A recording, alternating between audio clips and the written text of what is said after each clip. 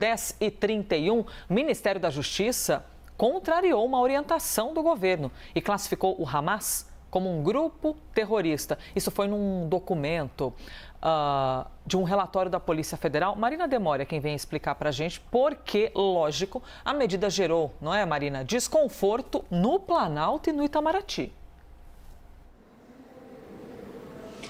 Exatamente, Elisa. Bom dia para você e para todo mundo que acompanha a gente. A avaliação é de que essa questão é uma questão diplomática e também política e por isso gera tanta controvérsia e tanta discussão esse tema, né? O termo de terrorista associado ao grupo Hamas aparece em textos da Divisão de Estudos e Pareceres do Ministério da Justiça e também em relatórios da Polícia Federal que foram encaminhados em uma ação que tramita na Justiça Federal sobre aquele caso de repatriação de um palestino que acabou sendo retido no aeroporto de Guarulhos no mês passado, caso que a gente acompanhou muito de perto aqui na CNN Brasil. A classificação, então, do Hamas como um grupo terrorista nesse caso contraria o posicionamento do governo brasileiro, que desde o começo dos conflitos entre Hamas e Israel tem adotado, tem optado por se posicionar perante a Organização das Nações Unidas, inclusive adotando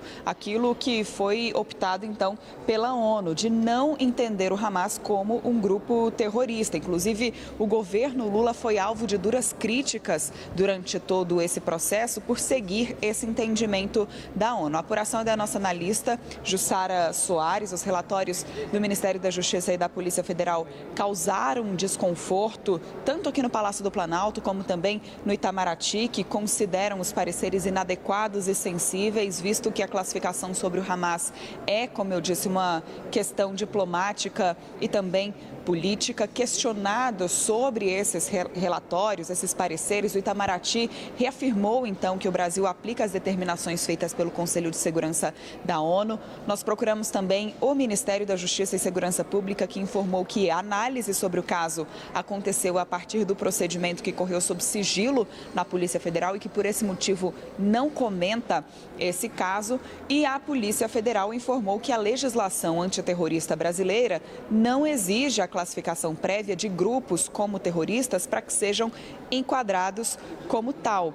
Então, é um caso que vem gerando toda essa repercussão, Elisa, por conta daquela história, e esses pareceres, como eu disse, estão no processo que corre sobre a repatriação daquele palestino que ficou retido, então, no aeroporto de Guarulhos. A avaliação de integrantes da área diplomática é que tanto o Ministério como a Polícia Federal poderiam ter se limitado às atividades suspeitas de terrorismo do palestino para justificar a repatriação, sem avançar na classificação do Hamas como sendo um grupo terrorista, como é citado nesses documentos. Caso que a gente vai, claro, continuar seguindo, acompanhando de perto.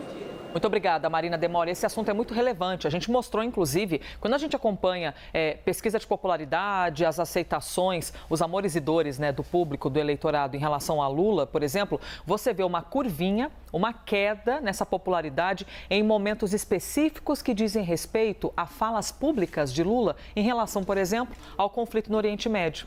A essa questão, a maneira como você fala em relação a Israel, a maneira como você intitula esse grupo na faixa de Gaza. Então, o fato de não chamarem de terroristas também teve um preço grande para a gestão de Lula. E não é um achismo aqui, a gente vê que os números mostram, as pesquisas de popularidade mostram muito isso. E divide opiniões. Tem quem concorde totalmente, quem diga nada a ver isso, não teve relação. Enfim, os números evidenciam.